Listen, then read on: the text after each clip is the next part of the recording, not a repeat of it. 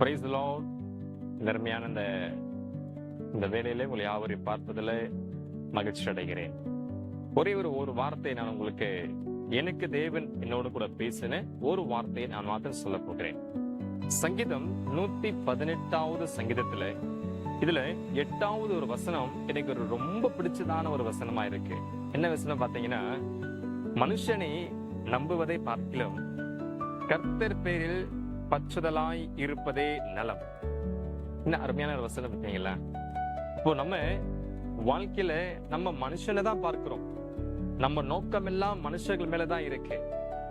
ஆகையினாலதான் இன்னைக்கு வரைக்கும் நம்ம ஆண்டவர் கிட்ட இருந்து எந்த ஒரு காரியத்தையுமே பெற்றுக்கொள்ள முடியாத ஒரு தடை.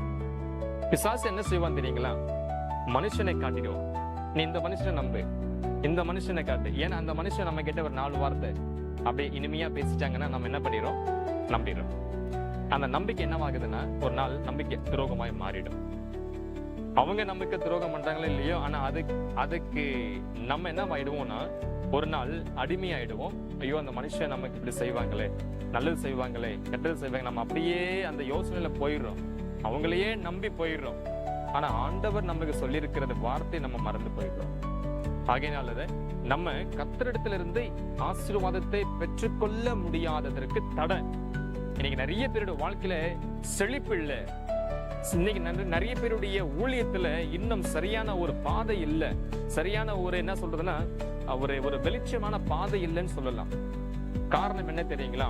மந்தமா இருக்கிறோம்.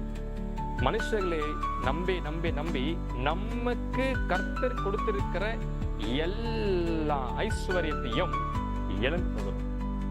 எனக்கு அருமையான தெய்வ பிள்ளைகளே, ஆனா சங்கீதக்காரர் தாவீது அருமையான ஒரு வசனம் சொல்லுகிறார். மனுஷனை நம்புவதை பார்க்கிலும் தேவன் பேரில் பற்றுதலாய் இருப்பதே நமக்கு ரொம்ப ஒரு நலமா இருக்கும். நான் விசுவாசிக்கிறேன்.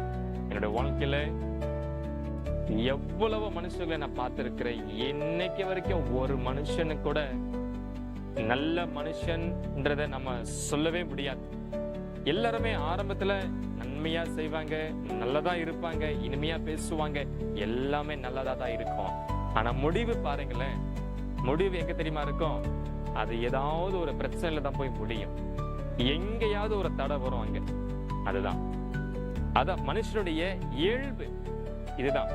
ஆனா கர்த்தருடைய பார்வைக்கு நம்ம எவ்வளவுக்கு எவ்வளவு நம்ம மனுஷனை விசுவாசித்து மனுஷனை நம்புகிறோமோ அதை விட நீங்கள் தேவனை நம்பி பாருங்க. வேதம் சொல்லுது கடுகளவு விசுவாசம். அந்த கடுகளவு விசுவாசத்தை நம்ம தேவன் மேல காட்டினாவே இன்னைக்கு நீங்க உலகத்தை கலக்கலாங்க.